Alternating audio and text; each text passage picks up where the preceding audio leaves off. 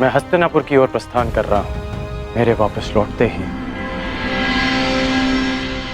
तुम्हारा प्रशिक्षण प्रारंभ हो जाएगा।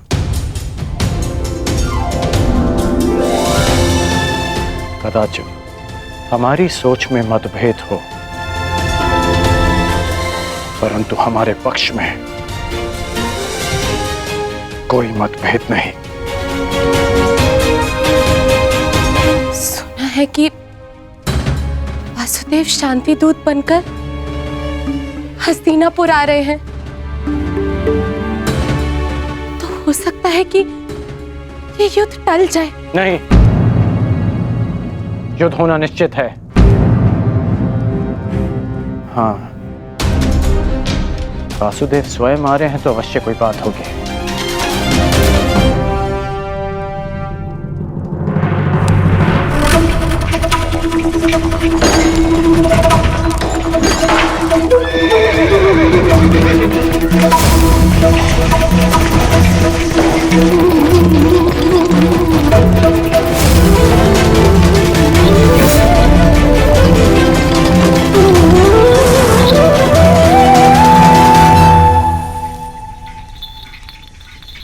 देख रहे हो दुर्योधन, ये कोई साधारण धातु नहीं है, बहुत विशेष धातु है ये, जिसका आविष्कार असुरों ने किया था देवों को बांधने के लिए। इससे सक्षम और कठोर कुछ हो ही नहीं सकता उस छलिए को बांधने के लिए। अब उसके आते इसी से उसे बंदी बना लेंगे।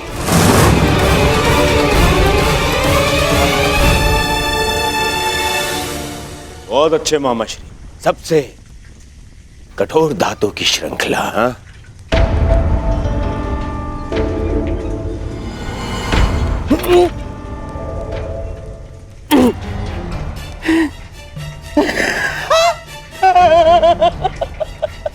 देखो, मैंने कहा था ना तुमसे।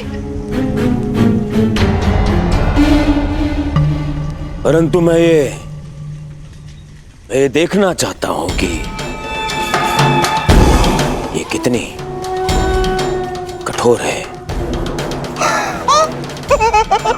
तो कर लो प्रयास।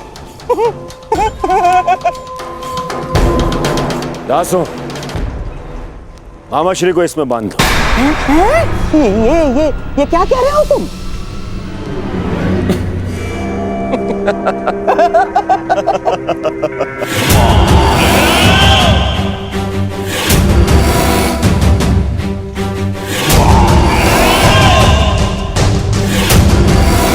मुझे श्रृंखला से बांध दिया जाए। बांधो! अरे बांधो बांधो।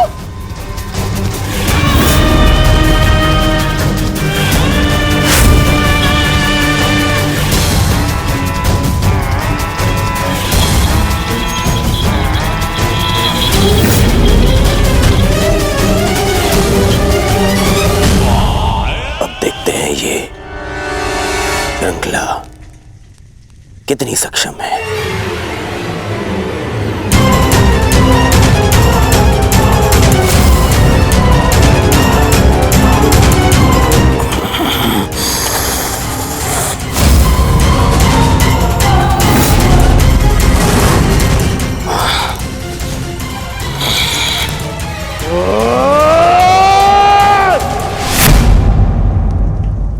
अद्भुत,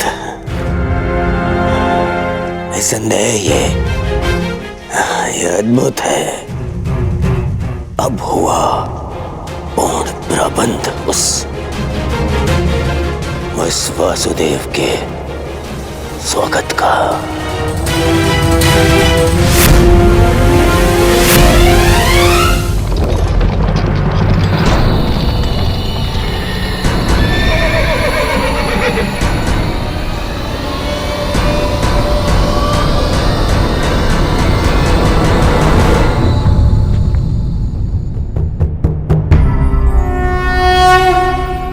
देख रहे हो दुर्योधन, ये वही छलिया कृष्ण है जो अपने चाल में, अपने छल में सबको फंसाता रहता है।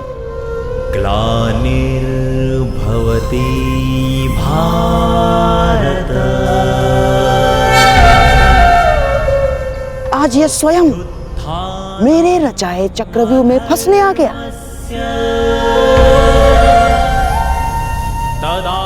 इसे ज्ञात नहीं है कि आज ये इस प्रासाद से बाहर निकल ही नहीं पाएगा।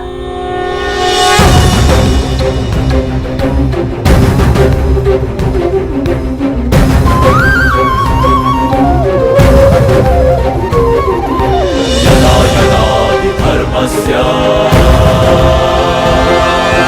ग्लानिर्भवति भारत तदुत्थानमधर्मस्य तदात्मानं सृजाम्यहम्।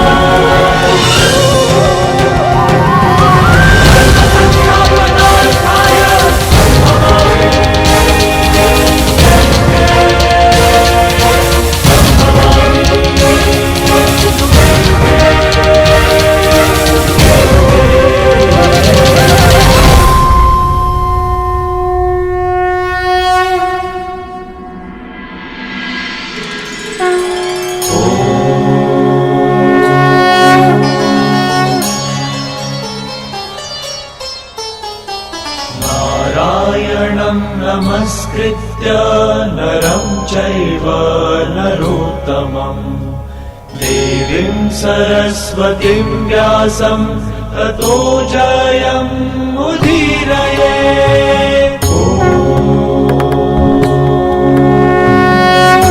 प्रणिपात हस्तिनापुर नरेश। कल्याण हो वासुदेव। प्रणिपात गंगापुत्र। कल्याण हो वासुदेव।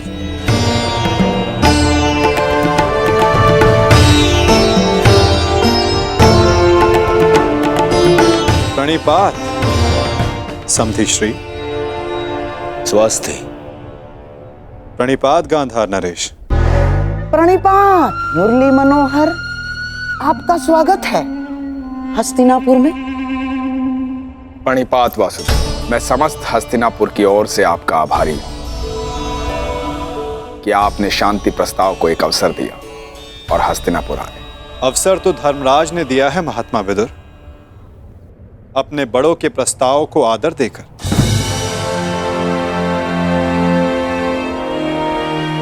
मैं तो बस उनका संदेश यहां लाया हूं। वासुदेव, संदेश अपने स्थान पर है। मुझे तो आपको हस्तिनापुर में देखकर ही प्रसन्नता हो रही है। मुझे ज्ञात है युवराज, और आशा भी, कि आपने मेरे स्वागत की सारी तैयारियां पूर्ण कर ली होगी।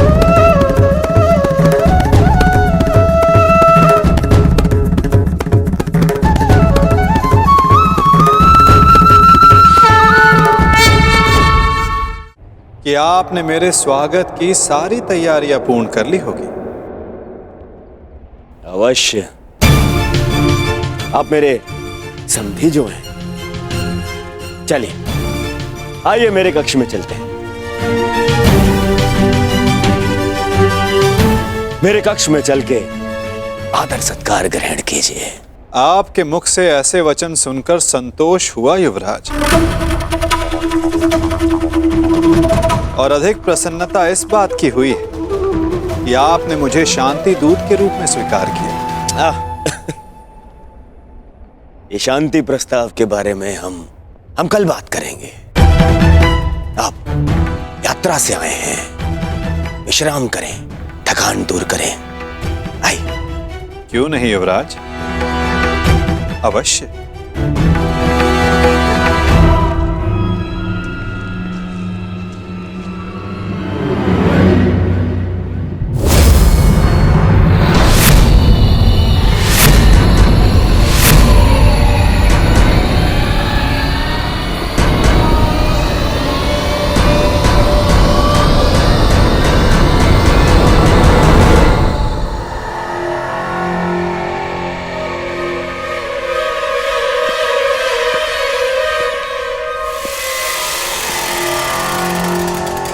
क्या हुआ वासुदेव, आप ठहर क्यों गए? मैं आपके सत्कार भाव का सम्मान करता हूं युवराज, परंतु मैं शांति दूत हूं, शरणागत नहीं। और वैसे भी पांडवों ने मुझे अपने पक्ष में चुना।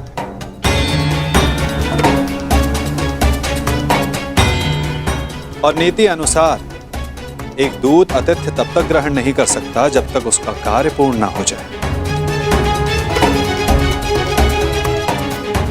इसलिए क्षमा कीजिएगा मुझे, मैं आपका सत्कार ग्रहण नहीं कर सकता।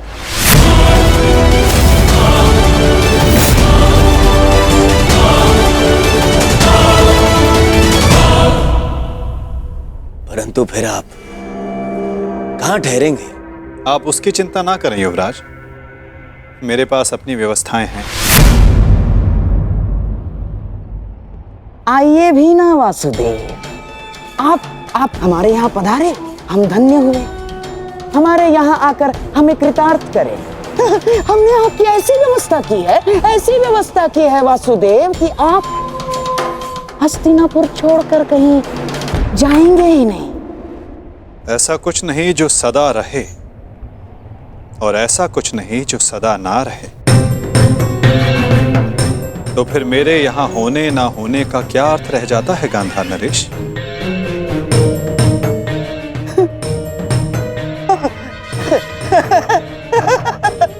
वासुदेव, आपके कहने का तात्पर्य कुछ पकड़ में नहीं आया।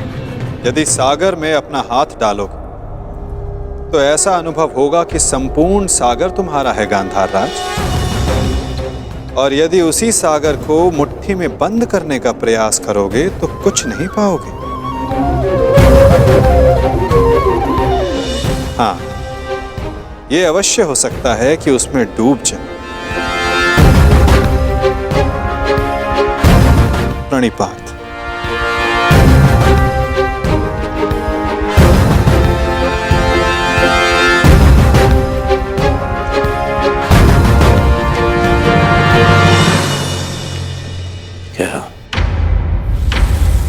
क्या चल क्या रहा है इस छलिए के मन में? कहीं से हमारी योजना का भान तो नहीं हो गया?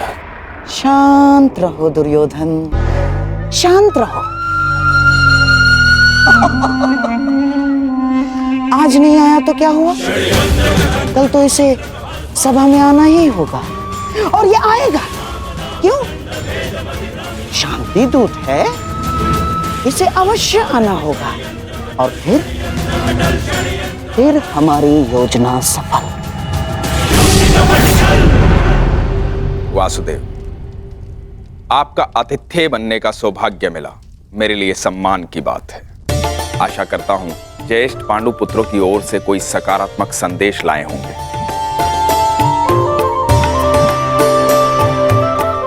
संदेश तो मैं लाया हूं महात्मा विदुर, परंतु वो संदेश मैं कल सभा में सबके समक्ष रखूंगा। प्रणिपात माधव, मेरा सौभाग्य है कि आज मेरे आराध्य मेरे घर पधारे हैं। सेवक, प्रभु के लिए भोजन लेकर आओ।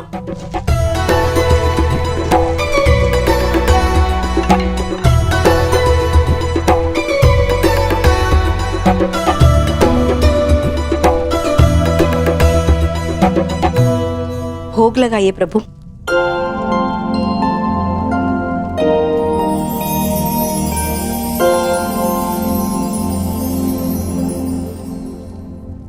मेरा प्रिय मिष्ठान नहीं दिखाई दे रहा।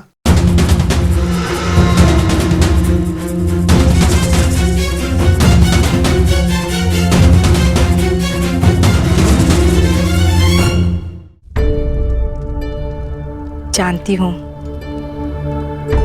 आपको मिष्ठान बहुत प्रिय है वासुदेव, परंतु जब से कुलवधू का राजसभा में अपमान हुआ, हमने मिष्ठान त्याग दिया। हाँ वासुदेव, उसी दिन कुरुकुल के पतन का प्रारब्ध लिखा जा चुका था। जिसके कुल का नाश हो रहा हो वो विलाप करता, मिष्ठान कैसे खा सकता है? उसी दिन से हम ये साधारण भोजन ग्रहण करते। ये विनाश एक नए आर्यव्रत को जन्म देगा महात्मा। जब अन्याय से न्याय के त्राण के लिए रणभेरी बजे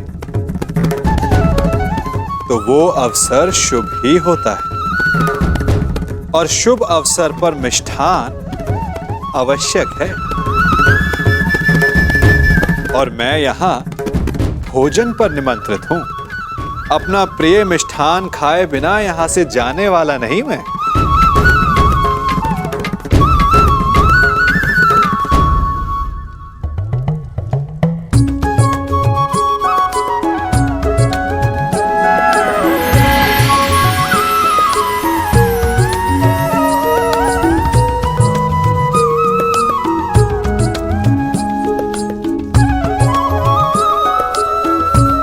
आइए, मिष्ठान ग्रहण कीजिए।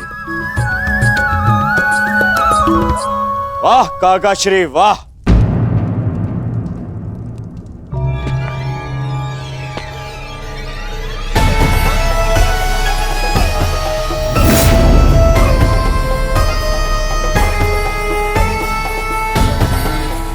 छप्पन भोग का आनंद लिया जा रहा है। आओ पुत्र दुर्योधन, तुम भी मिष्ठान ग्रहण करो। मिष्ठान नहीं, वो क्या है ना काकाश्री, मेरे मन में जो कड़वाहट भर दी है आपने,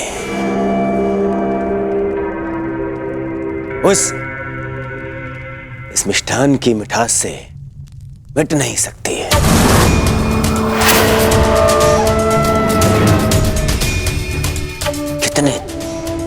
कितने दोगले हैं आप। मन में कुछ और रखते हैं और वाणी में कुछ और। तुम क्या कह रहे हो? मैं समझ नहीं पा रहा हूं। परंतु मुझे समझ में आ रहा है। मैं समझ गया हूं कि आप इतने वर्षों से क्या करना चाहते हैं। आप मुझे नीचा दिखाना चाहते हैं।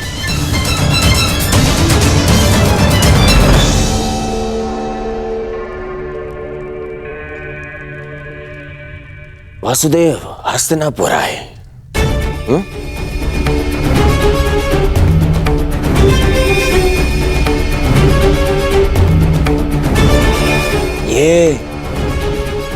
ये मेरे संबंधी हैं।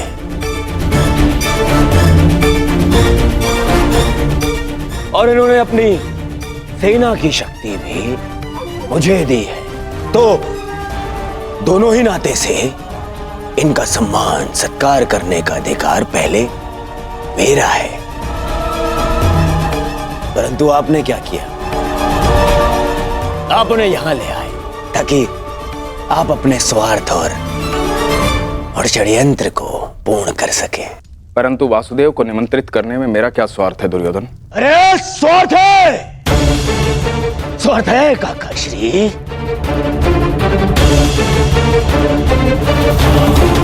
राज्यसभा में प्रस्थान से पूर्व आपने यहां इसलिए लाए ताकि आप अपने वो प्रिय पांडवों के पक्ष में इन्हें उकसा सके। स्वार्थ है।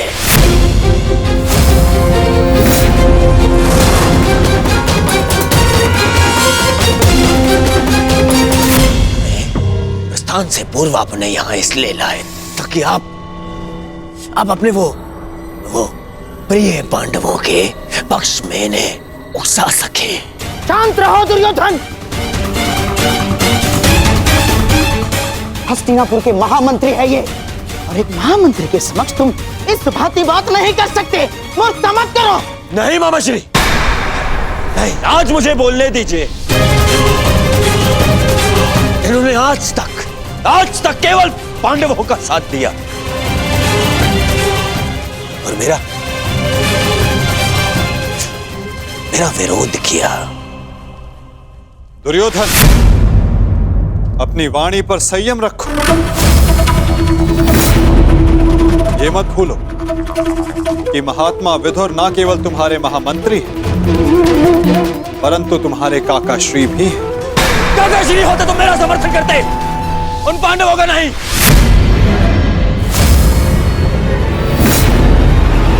ये केवल एक कृतघ्न षड्यंत्रकारी है और कुछ नहीं।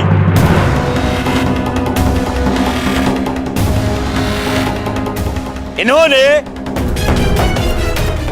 कभी हमारे हित की बात नहीं करी।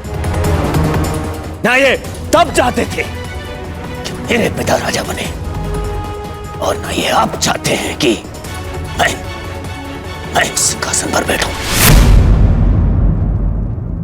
बहुत बुरी बात है काका श्री, हमारा अन्न खाके उन पांडवों का पक्ष लेते हैं आप। भाग्य है कि ये मेरे पिता के आधे भाई हैं, अन्यथा राजद्रोही घोषित करके इस दासी पुत्र को दंड देता मैं। दुर्योधन!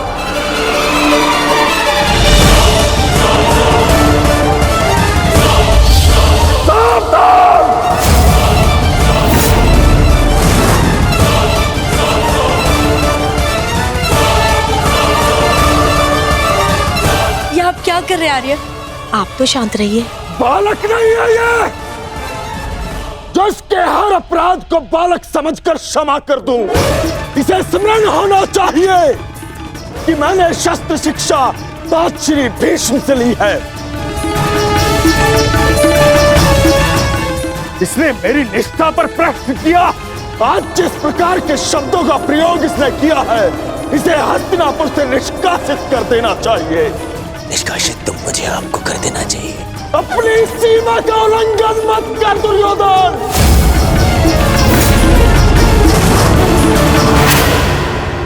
अपने शब्दों की रास को थाम कर रखो दुर्योधन। ये मत भूलो कि महात्मा विदुर हस्तिनापुर के महामंत्री और हस्तिनापुर के रणनीतिकार भी। इस समय तुम्हें उनके समर्थन, उनकी सहायता की अत्यधिक आवश्यकता है। बस! ऐसे सैकड़ों महामंत्री मेरे चरण धोते हैं। मुझे इस युद्ध को जीतने के लिए एक दासी पुत्र के समर्थन की आवश्यकता नहीं है। दुर्योधन!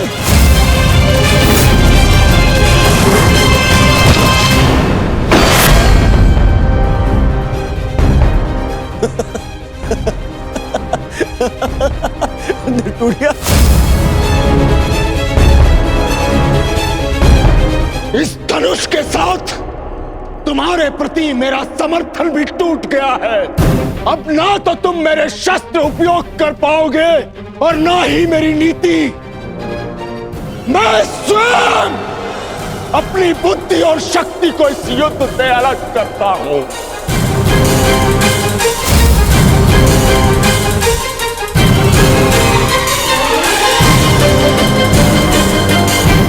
दुर्योधन, हंसना बंद करो, बंद करो ये हंसना।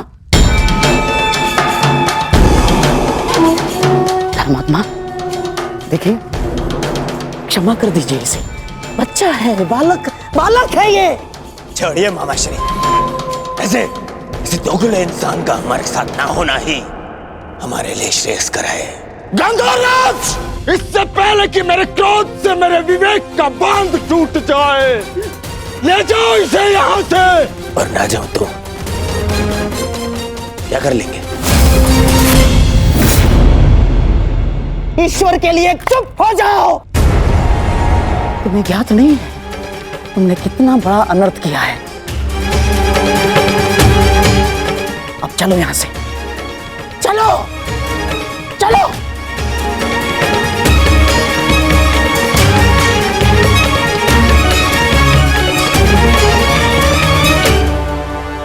धनुष ना टूटता तो मेरा बाण छूट जाता। मेरे भ्राता धृतराष्ट्र को पुत्र हानि होती। मैं आज भी यही कामना करता हूं कि यदि ये युद्ध हो तो मेरे भ्राता धृतराष्ट्र के पुत्र और मेरे ज्येष्ठ भ्राता पांडु के पुत्र सुरक्षित रहे।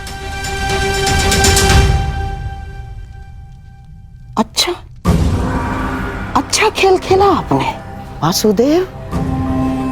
मेरी बुद्धि तो ये सोच सोच कर कुंड हो रही थी कि आपने दुर्योधन का आतिथ्य ठुकरा कर यहाँ भोजन करना क्यों स्वीकार किया? क्या योजना थी आपकी इसके पीछे? मिल गया मुझे उसका उत्तर। गांधार राज, मैं यहां आया, ये मेरा चुनाव था। दुर्योधन ने जो व्यवहार यहां किया वो उसका चुनाव था, और अब महात्मा विदुर इस युद्ध से अलग हुए हैं तो ये इनका चुनाव है। अपना चुनाव करने का अधिकार हर मनुष्य को है गांधार राज, और उस चयन का प्रतिफल चुका उसकी विवशता।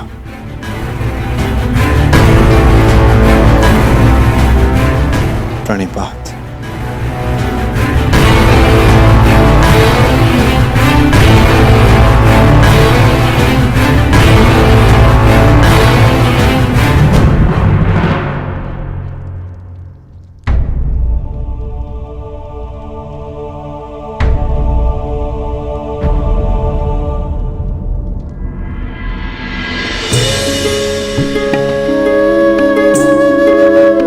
कान्हा, तुम यहाँ?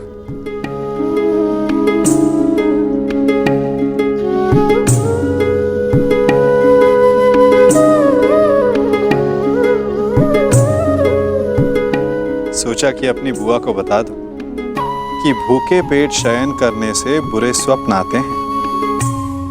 मेरी निद्रा और भूख तो तभी उड़ गई थी जब युद्ध की घोषणा हुई थी। कृष्ण,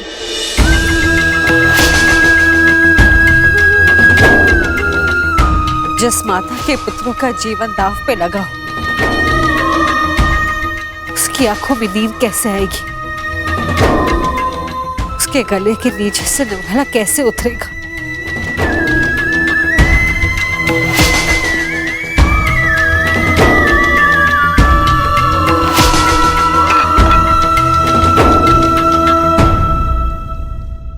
बुआ, बैठो। मैं तो यहां इसलिए आया था कि अपनी बुआ के साथ भोजन का आनंद उठा सकूं, परंतु मेरी बुआ इतनी व्याकुल, इतनी निराश है। यदि आपको मुझ पर विश्वास है कि मैं आपके पुत्रों की रक्षा करने में सक्षम हूं,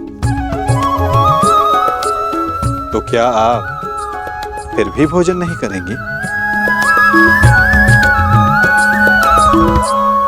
तुम्हारी बात कोई चाह के भी कैसे टाल सकता है? तो फिर पहले आप भोजन कीजिए।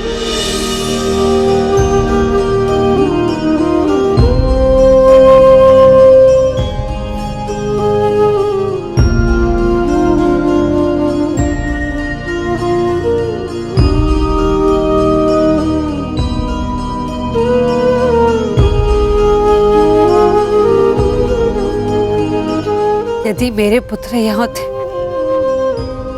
तो वो भी मुझे ऐसे ही भोजन करवाते।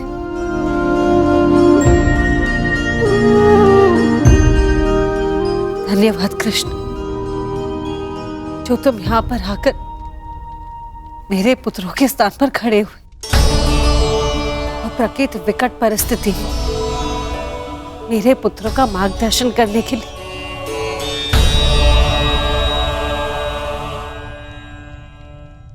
इसमें कोई संदेह नहीं बुआ कि परिस्थिति बहुत विकट है, परंतु जो इस बात को समझ सकता है उसे इस परिस्थिति को टालने की, इस युद्ध को रोकने के लिए प्रयत्न करना चाहिए।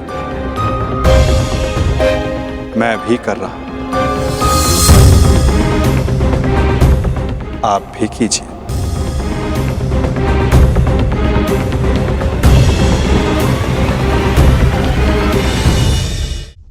समझी नहीं,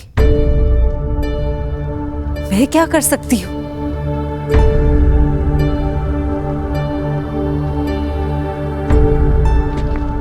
आपको स्मरण है बुआ,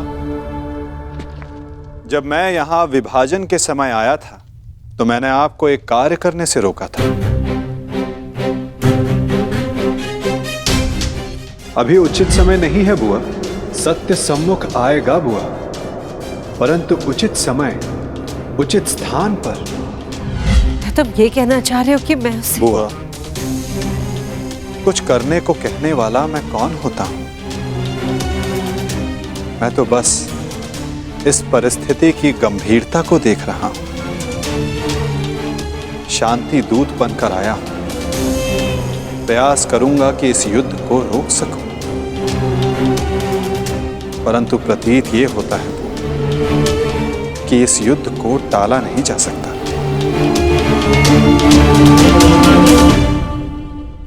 मुझे भी उसी दिन का भय है कृष्ण, जब मेरे दोनों पुत्र एक दूसरे के समक्ष अस्त्र दान कर एक दूसरे का रथ मारने के लिए प्रस्तुत होंगे, परंतु इसे रोका कैसे जा सकता है? संदेह तो है बुआ, परंतु यदि आपके 6 पुत्र एक ही पक्ष में हो तो कदाचित युद्ध का प्रश्न ही ना उठे।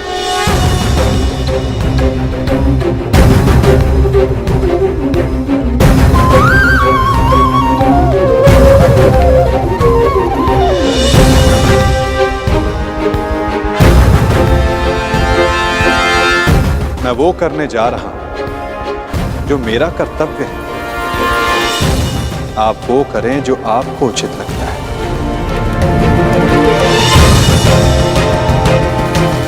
आज्ञा दें। प्रणिपात।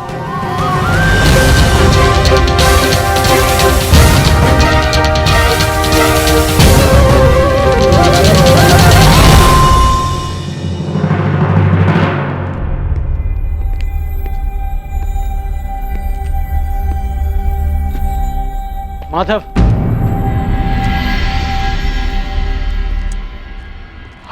मित्र,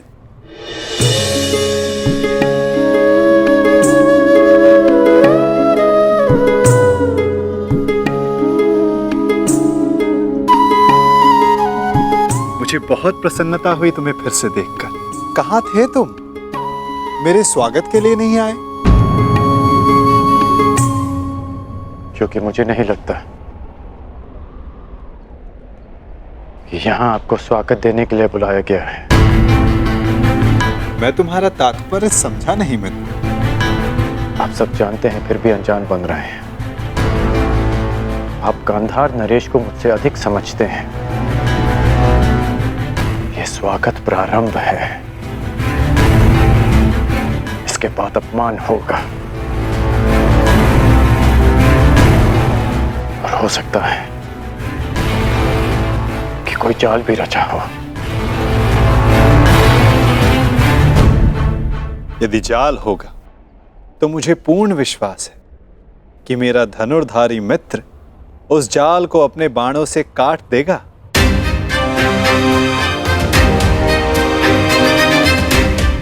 यदि मैं ऐसा नहीं कर पाया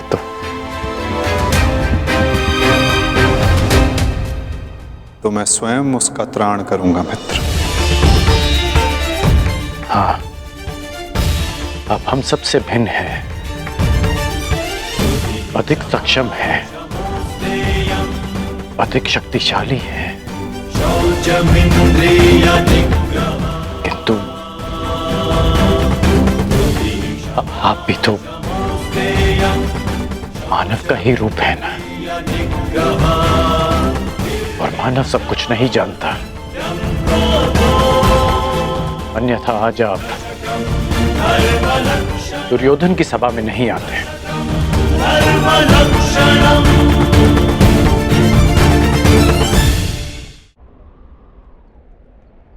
तुमने सत्य कहा मित्र। मानव सब कुछ कहां जानता है, जैसे कि तुम। यदि तुम भी सब कुछ जानते होते तो दुर्योधन की ओर नहीं होते मित्र।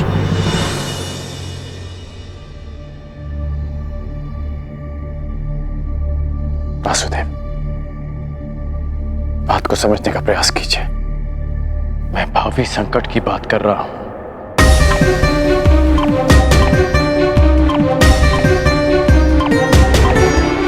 आगे मत बढ़िए, रुक जाइए वासुदेव।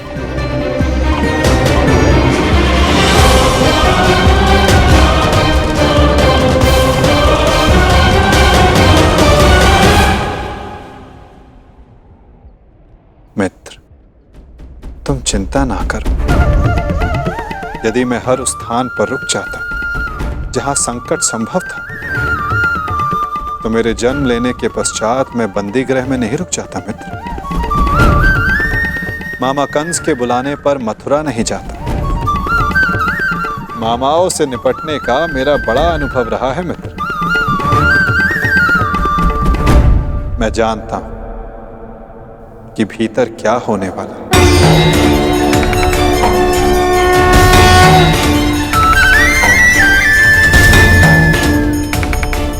फिर भी आप जा रहे हैं? हाँ मित्र, मैं इसलिए नहीं जा रहा कि ये मेरी इच्छा है। मैं इसलिए जा रहा हूं कि वहां राज्यसभा में जो होगा उसके लिए वहां मेरा होना आवश्यक है। परंतु महत्वपूर्ण प्रश्न यह है मित्र कि मैं ऐसा कर क्यों रहा हूं। इस सभा के पश्चात मुझसे मिलना, कदाचित मैं भी तुमसे यही प्रश्न कर बैठूं। मैं यहां केवल हस्तिनापुर की सभा को संबोधित करने नहीं आया, मैं यहां तुमसे भी मिलने आया हूं मित्र।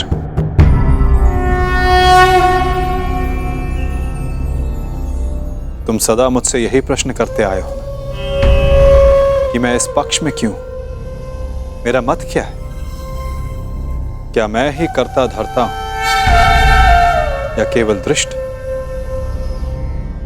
क्या मैं ही कार्य साधता हूं या कार्य का साक्षी मात्र? मेरे साथ आओ मित्र, तुम्हें इन सब प्रश्नों का उत्तर मिल जाएगा।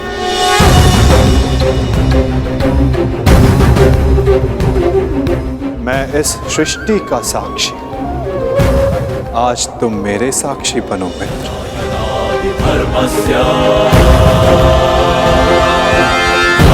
भवति भारत धर्मस्य तदात्मानं सृजाम्यहम् अहिंसाय साधुनां विनाशाय च दुष्कृताम्।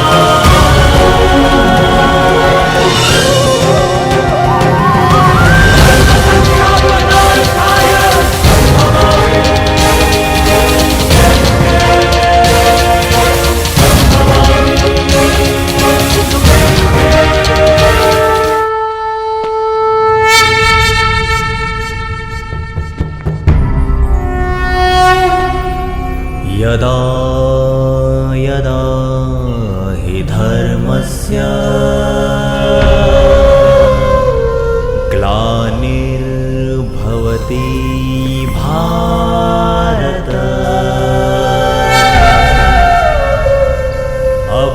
अभ्युत्थानम् अधर्मस्य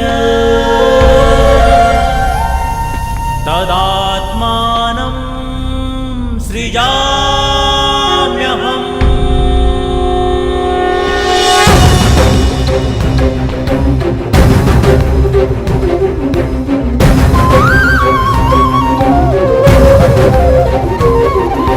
यदा यदा हि धर्मस्य ग्लानिर्भवति भारत अभ्युत्थानम्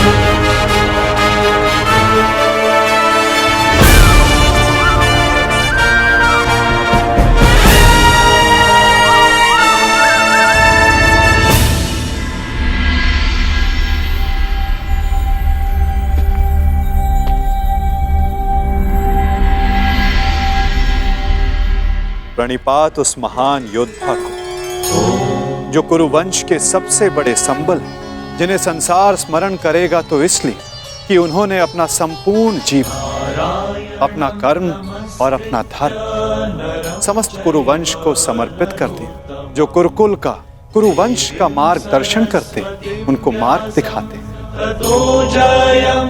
कुरु गौरव महामहिम भीष्म को प्रणिपात।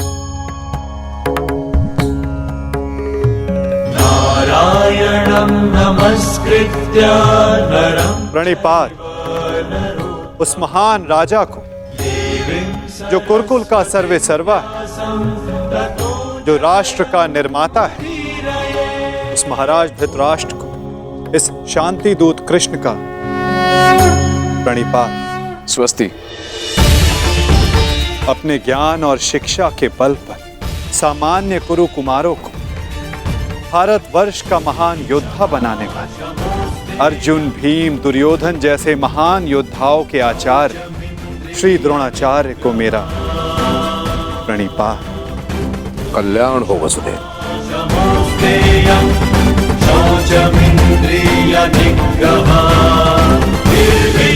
प्रणिपात उस महान हस्ती को जो अपने लक्ष्य संधान में प्रवीण है, जिन्होंने अपनी बहन के पुत्रों के लिए अपना राज्य त्याग किया, जो अपनी तीव्र बुद्धि और नीति से कुरु कुमारों का मार्गदर्शन करते हैं, उस गांधार नरेश को प्रणिपात।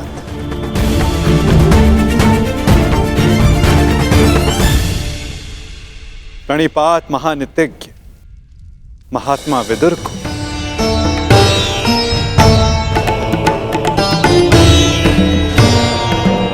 प्रणिपात उन समस्त जनों को जो सभा में उपस्थित हैं, जो शांति के समर्थक हैं।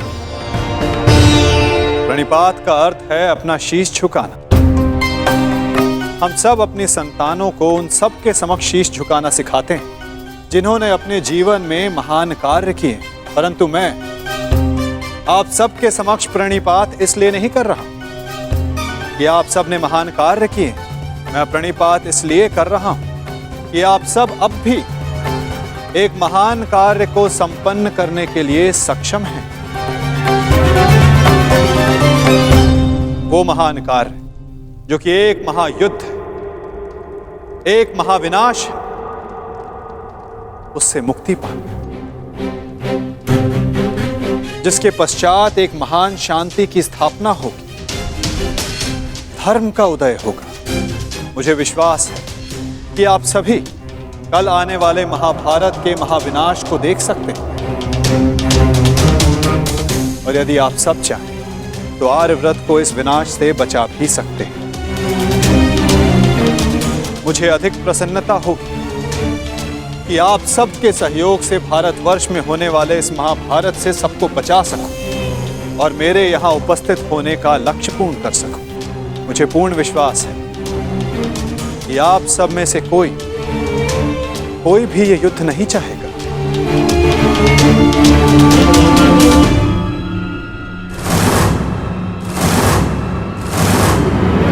संसार का सबसे बड़ा कष्ट होता है परिवार में आया क्लेश। परिवार का अर्थ है ऐसा समूह जो साथ रहे, जो एक दूसरे के साथ जिए, एक दूसरे का संबल बने। यदि एक वृक्ष दूसरे वृक्ष की शाखाएं काटने लगे तो वृक्ष का अस्तित्व समाप्त हो जाता है। महाराज धृतराष्ट्र, जब परिवार साथ रहता है तभी उन्नति होती है।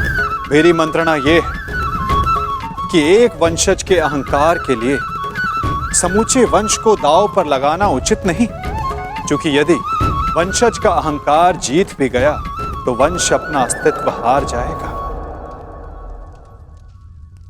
इसलिए मैं वासुदेव कृष्ण पांडवों की ओर से शांति दूत बनकर आया, शांति प्रस्ताव लाया।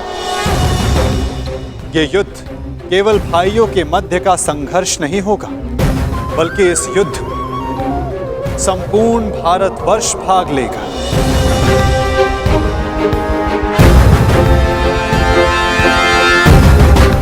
इसलिए विनाश भी सैकड़ों, सहस्त्रों और लाखों नहीं, करोड़ों में होगा। और इसीलिए मैं ये अंतिम प्रयास करने आया, ये प्रस्ताव लाया कि आप सभी इस महाभारत को, इस महायुद्ध को रोकने के लिए मेरी सहायता करें।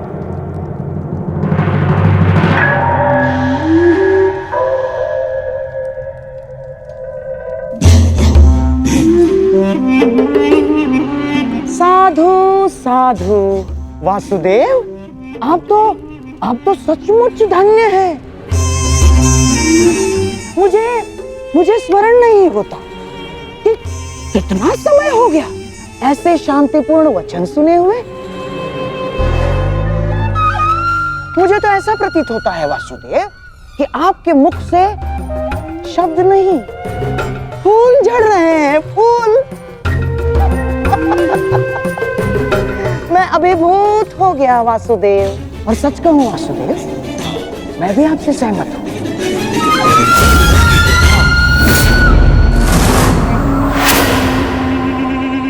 मैं भी नहीं चाहता कि ये युद्ध हो ना। अमाश्री, ये क्या कह रहे हैं आप? हाँ दुर्योधन, वासुदेव बिल्कुल उचित कह रहे हैं। हमें इस युद्ध को रोकने का पूरा प्रयास करना चाहिए, समझ गए? हाँ हाँ वासुदेव, सबसे श्रेष्ठ युद्ध वो है जो कभी हो ही नहीं, और युद्ध की परिस्थिति उत्पन्न न होने देने का एक ही उपाय है कि एक पक्ष दूसरे पक्ष पर आक्रमण ना करे। चलिए ठीक है, हम पांडवों पर आक्रमण नहीं करेंगे, परंतु वासुदेव, द्वारकाधीश, क्या आप यह आश्वासन दे सकते हैं कि पांडव भी हम पर कभी भी आक्रमण नहीं करेंगे? कभी भी। गांधार नरेश, आप आक्रमण के संदर्भ में बात कर रहे हैं, और मैं यहां युद्ध की आवश्यकता को ही समाप्त करने के विषय में बोल रहा हूं। अच्छा ऐसा है। यदि ऐसा है वासुदेव, तो हम आपका प्रस्ताव सुनना चाहेंगे। हाँ, आप शांति दूत हैं तो संदेश तो लाए ही होंगे, और हाँ, ऊपर से आप शांति प्रस्तापित करना चाहते हैं। तो वासुदेव, शांति प्रस्तापित करने के लिए जिस समाधान की आवश्यकता होती है, वो समाधान भी लाए होंगे आप, है ना? बताइए, क्या है इसका समाधान? प्रत्येक युद्ध की नींव में अन्याय छिपा होता है गांधार राज,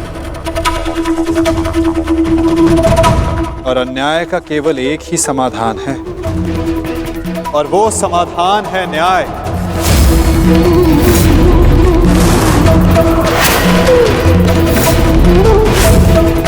वो न्याय जिस पर केवल पांडवों का अधिकार है, उनसे किए गए वचनों को ना निभाने का न्याय, उनसे किए गए वचनों को ना पूर्ण करने का न्याय। इस भरी सभा में जो अधर्म हुआ, जो अन्याय हुआ, उसके प्रति न्याय। महाराज धृतराष्ट्र, मैं यहां पांडवों की ओर से उनके साथ जो अन्याय हुआ, उसका न्याय मांगने आया। कैसा अन्याय वासुदेव? वो अन्याय जो एक धर्म सभा में एक अधर्म द्यूत माध्यम से हुआ था। वो अन्याय जो कुरुकुल के ज्येष्ठ जनों के समक्ष कुलवधू पांचाली के साथ हुआ। यदि उस अन्याय का त्राण हो तो इस महायुद्ध को रोका जा सकता है।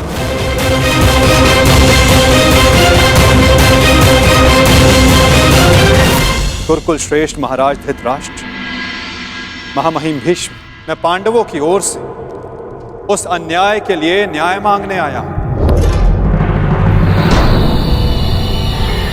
स्मरण रहे महाराज, यदि आपने पांडवों को न्याय नहीं दिया, या तो उसे वो पुण्य से अर्जित कर लेंगे, या फिर उसे छीन लेंगे।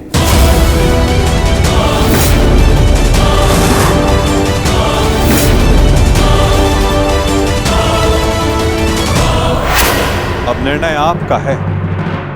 वासुदेव, आप यहाँ शांति प्रस्ताव लेकर आए हैं या हमें धमकाने आए हैं? वो उस द्यूत में जो कुछ भी हुआ सबकी उपस्थिति में हुआ, युधिष्ठिर की इच्छा से हुआ। अरे वो हार गया, अपना राज्य हार गया, वो उसका प्रारब्ध था। छलबद्ध अन्याय को प्रारब्ध नहीं कहा जा सकता युवराज। जिस प्रकार मंदिर में किया गया पाप पुण्य नहीं बन जाता, उसी प्रकार धर्मवीरों की उपस्थिति में सभा में किया गया धर्म नहीं बन जाता। धर्म कौन सा धर्म? कोई धर्म नहीं हुआ। नारी नारायणी होती है युवराज, और भरी सभा में एक नारी का, एक कुल वधू का वस्त्र हरण अधर्म नहीं?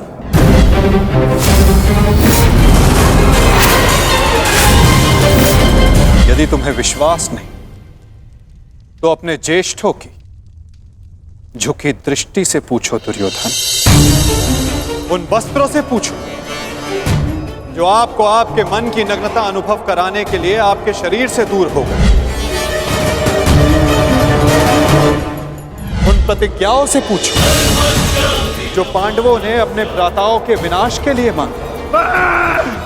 ये प्रतिज्ञा लेता हूं और यही जंगल तोड़कर तुम्हारा प्राण दे लूंगा दुर्योधन। उस श्राप से पूछो जो द्रौपदी ने समस्त कुरुकुल को दी।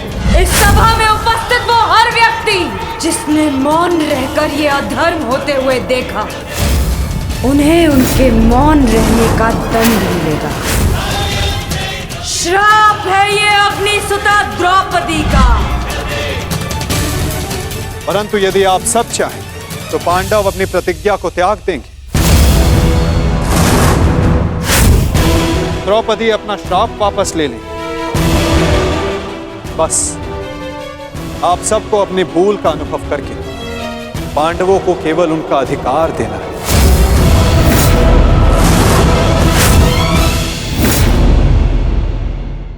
आप सबको अपनी भूल का अनुभव करके पांडवों को केवल उनका अधिकार देना है। ये कैसा न्याय है वासुदेव? संधि और शांति वार्ता में बराबर की बात होती है। एक ओर से बंधन और शर्तें नहीं लादी जाती। न्याय की मांग ना बंधन है ना शर्त है महाराज, केवल एक निवेदन है। यदि ऐसा है तो मेरा निर्णय यह है कि दुर्योधन, मौन रहो। निर्णय लेना महाराज के हाथ में है, तुम्हारे नहीं। तुम शांत रहो। राजा होने के नाते मेरा कर्तव्य है कि मैं सबकी बातें सुनूं ताछरी, अपने मंत्रणाकारों का सम्मान करूं। दुर्योधन युवराज है, हस्तिनापुर का भवी महाराज है, इसलिए इस संदर्भ में मैं अपने पुत्र और हस्तिनापुर के युवराज दुर्योधन को अपना निर्णय प्रस्तुत करने की अनुमति देता हूं।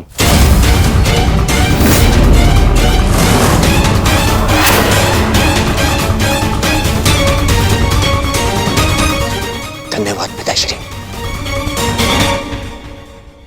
हाँ तो सुनिए वासुदेव, ऐसा है कि उस द्यूत में पांडव स्वयं अपना अधिकार हार बैठे थे। अब ना तो वो किसी भी राज्य का उनको अधिकार है और ना ही राजा होने का।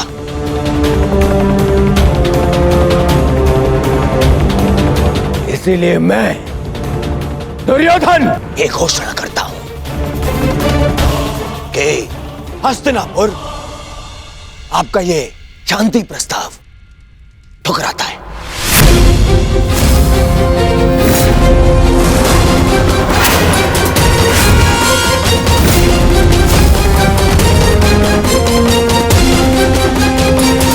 दुर्योधन, क्या तुम्हें इस बात का अनुमान भी है कि शांति प्रस्ताव ठुकराने का अर्थ है युद्ध को निमंत्रण।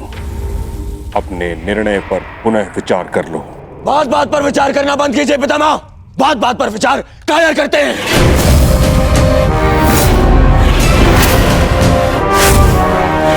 योद्धा का जन्म ही युद्ध के लिए होता है और मैं इस युद्ध के लिए प्रस्तुत हूं।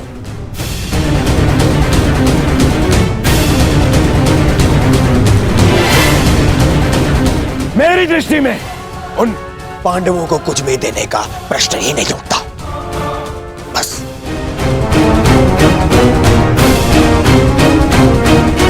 मैंने ये सभा समझौते के लिए रखवाई थी, ना कि अपने ही अधिकार के त्याग के लिए। ये मेरा अंतिम निर्णय है। मैं उन पांडवों को इंद्रप्रस्थ नहीं दूंगा तो नहीं दूंगा।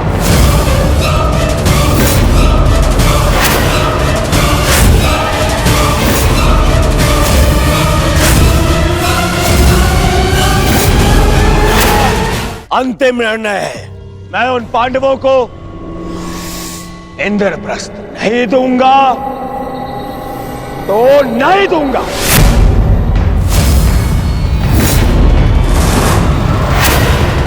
उचित है दुर्योधन, तुम इंद्रप्रस्थ रख सकते हो।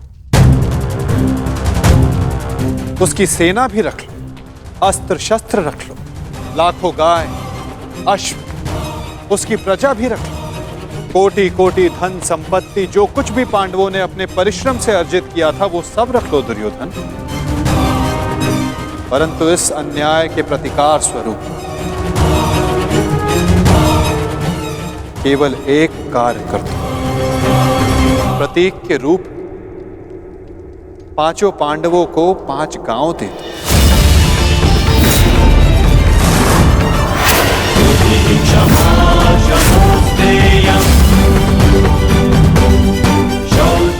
इतना तो दे ही सकते हो दुर्योधन। 5 पांडव वहां सुख से निवास करें और कुछ नहीं चाहेंगे। इस युद्ध को टालने के लिए केवल 5 गांव देना स्वीकार है तुम्हें?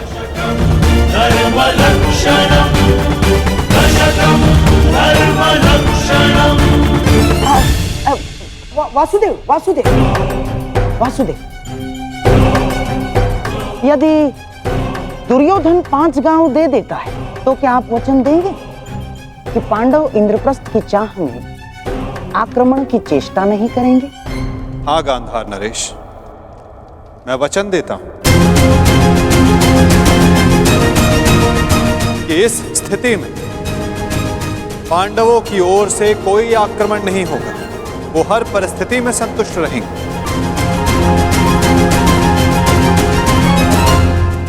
कह दो दुर्योधन, इससे अच्छा प्रस्ताव कोई नहीं होगा। महाराज, मैं आपसे विनती करता हूं कि यही अवसर है, अंतिम अवसर। आप इस प्रस्ताव को स्वीकार करके इसको यहीं रोक दीजिए। साक्षी का कहना उचित है पुत्र, हाँ कर दो, इसी में सबका हित है। मित्र, मैंने सदा इस युद्ध का पक्ष लिया है। मैंने सदा अर्जुन से अपना अधूरा द्वंद्व पूर्ण करना चाहा।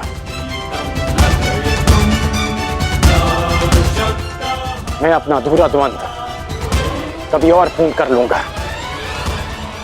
इस समय पूरे भारतवर्ष को महाविनाश से बचाने की आवश्यकता है। हाँ कह दो मित्र।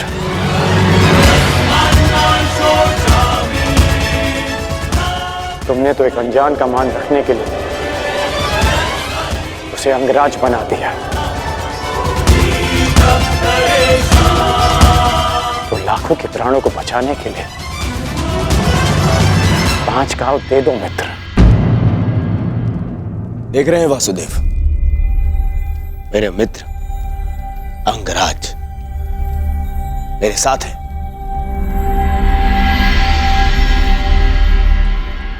और आपको तो अच्छे से ज्ञात है कि कर्ण को अंगराज मैंने बनाया। उसे वो दिया है मैंने जो जो पांडव नहीं दे पाए। ना पांडव, ना पितामह। और ये मेरा वचन है, यदि मेरा मित्र मुझसे प्राण भी मांगेगा तो वो भी मैं प्रसन्नता से दे दूंगा।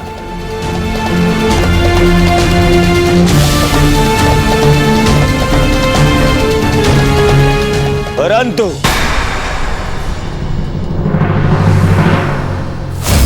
ऐसा सोचना भी मत कि मैं उन पांडवों को कुछ भी देने वाला हूं।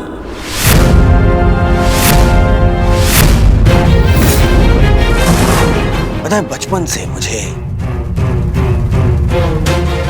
यही आभास कराया गया है कि मेरा किसी भी वस्तु में कोई अधिकार नहीं, ना अपने पिता के राज्य पर, ना सिंहासन पर।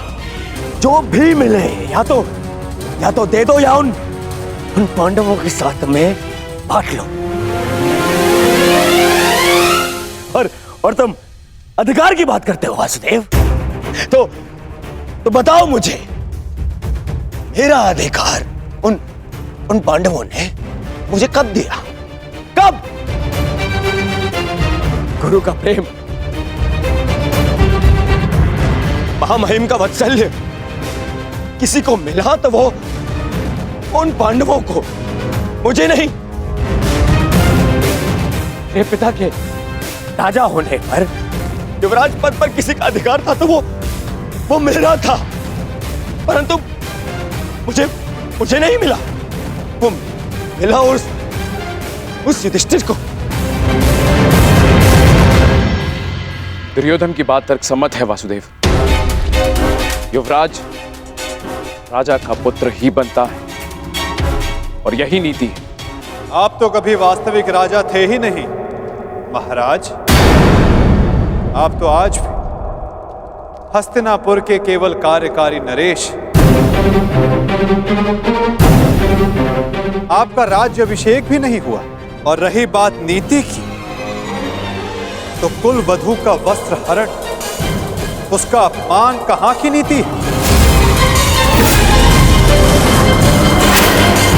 पांडवों का पक्ष लेना बंद करो ग्वाले। मैंने उस द्रौपदी को धर्म पूर्वक द्यूत में जीतकर उसे अपनी दासी बनाया। उसका वस्त्र हरण करना मेरा अधिकार था, क्योंकि जो दासी अपने स्वामी की आज्ञा का पालन ना करे वो दंड की अधिकारिणी होती है। नारी केवल सम्मान की अधिकारिणी है दुर्योधन।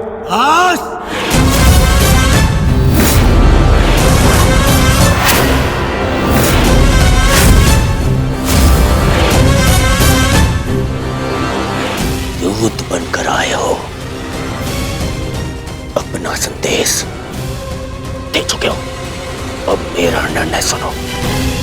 मैं उन पांडवों को 5 गांव तो क्या, एक सुई की नोक बराबर धरा भी नहीं दूंगा।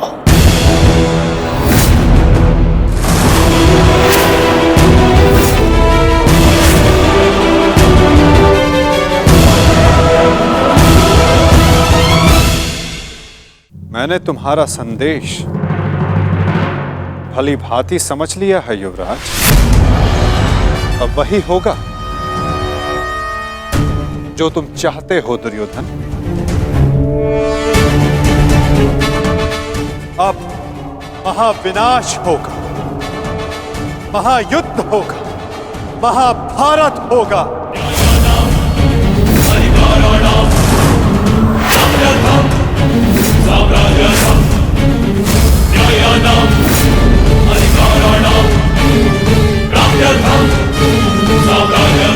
प्रणिपात।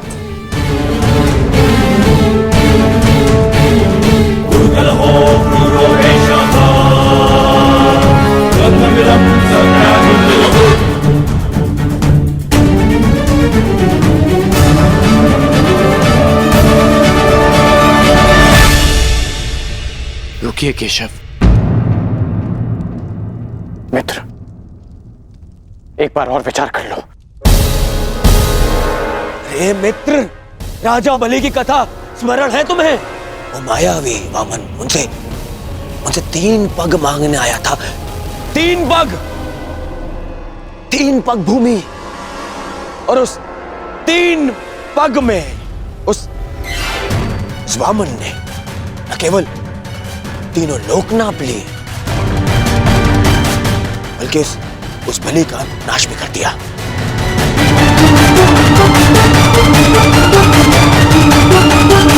अरे इस शलिया को 5 गांव दे दूंगा तो यह हस्तिनापुर का अस्तित्व ही मिटा देगा।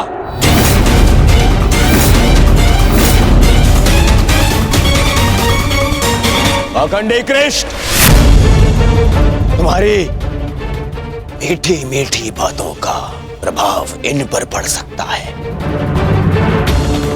दुर्योधन पर नहीं। तो फिर मैं प्रस्थान करता हूं।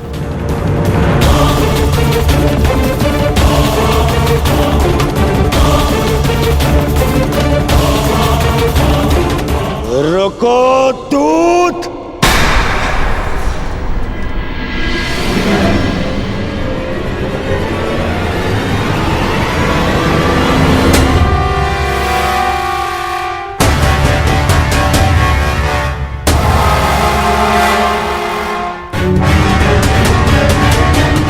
मैंने तुम्हें जाने की आज्ञा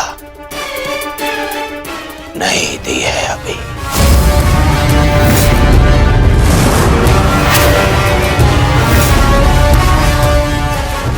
सब तुम्हारी माया से भयभीत हैं कृष्ण। आज मैं अपनी प्रजा और अपनी सेना के मन से तेरा भय मिटा दूंगा कृष्ण।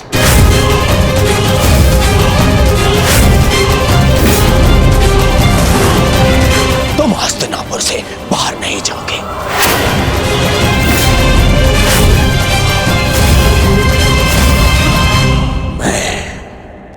धृतराष्ट्र पुत्र दुर्योधन तुम्हें अभी और इसी क्षण बंदी बनाता हूं वासुदेव।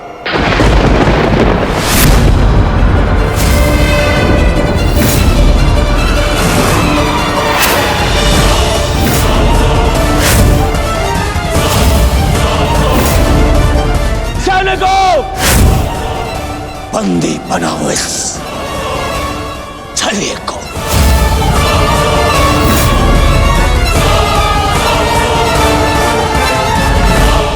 अपने पुत्र को सीमा में रहने का अर्थ सिखाइए महाराज।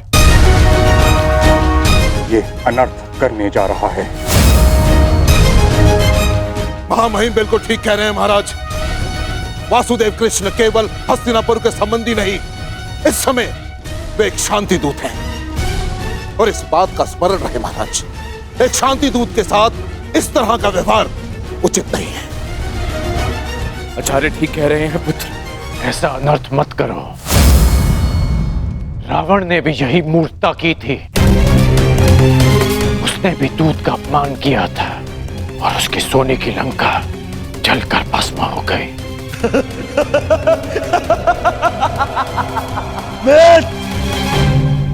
रावण मूर्ख था जो सामान्य रस्सी से हनुमान को बांधने चला था, परंतु मैंने इस विशेष दूत के लिए एक विशेष धातु की श्रृंखला बनवाई है।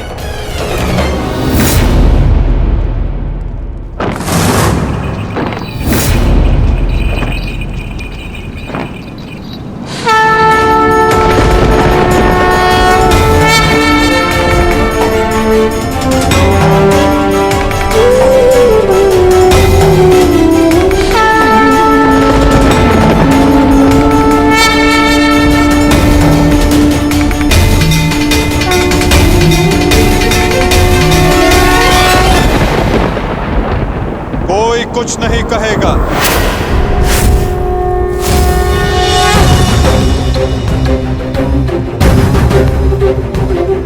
मेरा आप सबसे निवेदन है कि मेरे और दुर्योधन के मध्य में ना आए और साक्षी बने इस क्षण की। इसे भान नहीं कि ये क्या कर रहा है, जिसके जन्म के पश्चात जिसे बंदी गृह की बेड़ियां ना बांध सके, सैनिकों का पहरा ना रोक पाए, आज तुम उसे बांधने चले हो दुर्योधन। सामर्थ्य है तुम में तो बढ़ो आगे, हो सके तो साधो मुझे दुर्योधन, अपने इन श्रृंखलाओं में बांधने का प्रयास करो।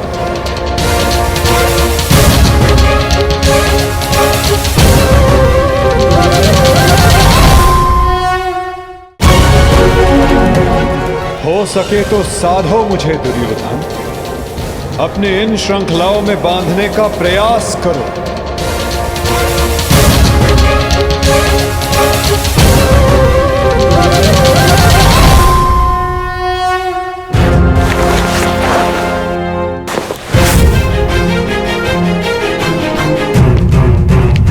उठो उस सैनिकों को!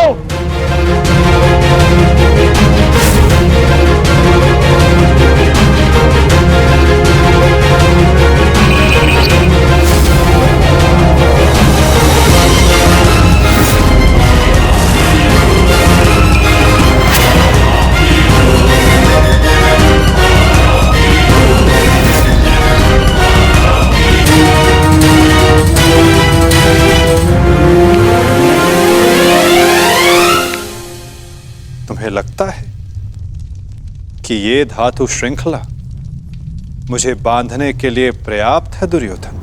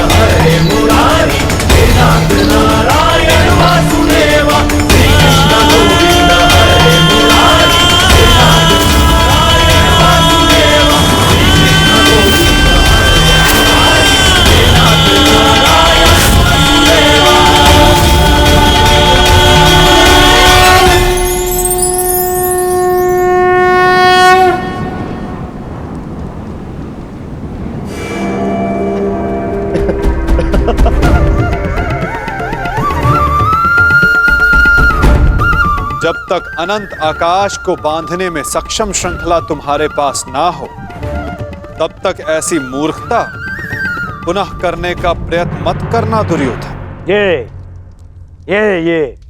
छल, ये माया, यही है ना तुम्हारे अस्त्र छलिए।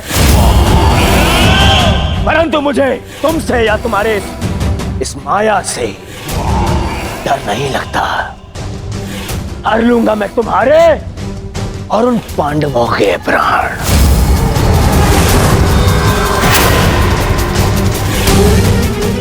स्मरण रखना कि इस महायुद्ध में अंत करेगा तुम्हारा और उन पांडवों का यह दुर्योधन।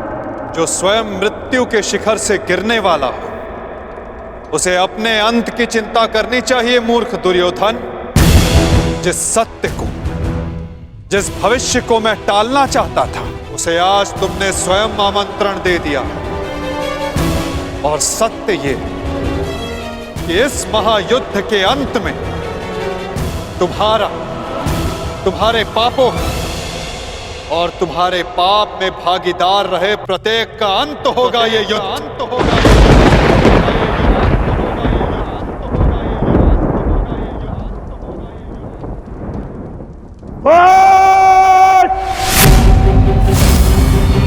मेरे राज्य में मेरे ही सभा में आके मुझे ही धमकी देता है छलिए। तुम्हारा राज्य, तुम्हारी सभा, इस राजसभा के समक्ष कितना सा आकार है तुम्हारा दुर्योधन, और हस्तिनापुर के समक्ष कितनी सी है ये सभा, और इस पृथ्वी के सामने कितना सा है हस्तिनापुर, और इस ब्रह्मांड में क्या स्थान रखती है ये पृथ्वी।